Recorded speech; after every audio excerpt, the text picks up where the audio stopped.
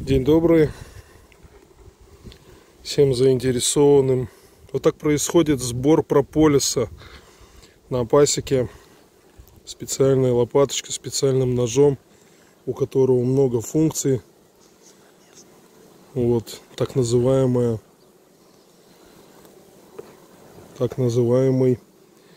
пчелиный нож. В народе его еще называют пчелиная стамеска, либо стамеска пасечника.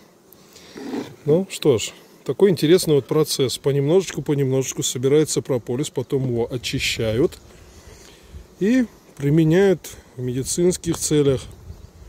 Прополис можно даже жевать для того, чтобы оздоравливать десна. Но, конечно, большим куском глотать его не рекомендуется. Все-таки лучше готовить настойку. Вот такой вот кусочек прополиса буквально сразу собрал после открытия улья.